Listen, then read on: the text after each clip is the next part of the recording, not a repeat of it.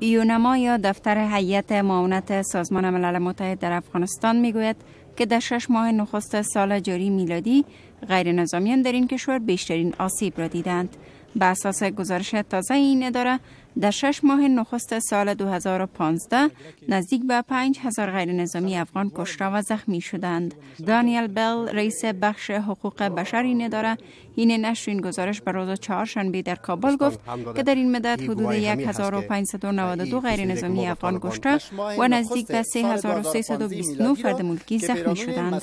خانم بل ابراز امیدواری کرد که طرفهای درگیر جنگ و به گونه خاص نیروهای مخالف مسلط تلاش کنند تا از تلفات ملکی جلوگیری شود. In the first 6 months of 2015, UNAMA documented 4,000. یونما در 6 ماه اول سال 2015 کشته و زخمی شدن 4921 غیر نظامی را ثبت کرده است. این رقم در مقایسه با سال گذشته 1% افزایش یافته است. در این گزارش از مخالفان مسلح دولت خواسته شده تا حملات بر افراد ملکی را متوقف سازند. از طالبان می خواهیم تا تعریفشان از افراد ملکی را بر اساس حقوق بشر بین المللی تصحیح نمایند. به اساس گزارش یونما در 6 ماه نخست سال جاری میلادی تلفات زنان در افغانستان نزدیک به 23% و تلفات اطفال حدود 13% افزایش داشته است. در گزارش یونما آمده است که 90% تمام تلفات افراد ملکی در افغانستان در نتیجه جنگ‌های زمینی، انفجار مواد انفجاری جاسوسی شده، حملات انتحاری و قتل‌های سازمانی یافته رخ داده است. این گزارش مسئولیت 70% تلفات غیر نظامیان را به نیروهای مخالف مسلح دولت ارتباط داده است. طالبان تا حالا در مورد این گزارش چیزی نگفتند، اما پیش از این همچو گزارش‌ها را یک جانبه و نادرست خواندند. در این گزارش همچنان تذکر یافته که نیروهای امنیتی افغان عامل 15% تلفات ملکی و نیروهای بین المللی مسئول 1% این تلفاتند.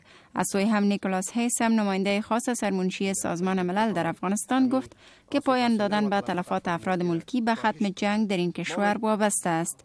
آقای هیسم گفت که سازمان ملل متحد در راستای کمک برای تامین صلح در این کشور متحد است و تلاش می‌کنند تا غیر نظامیان را از این آسیب پذیری نجات دهند.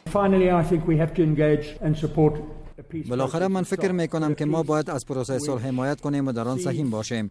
صلحی که در نتیجه همه افغان‌ها با هم یک جا شوند. هدف ما این است که برای پایان دادن به تلفات غیر نظامیان با تمام طرف‌های درگیر صحبت کنیم و آنان را برای یک جا شدن با پروسه صلح تشویق نماییم.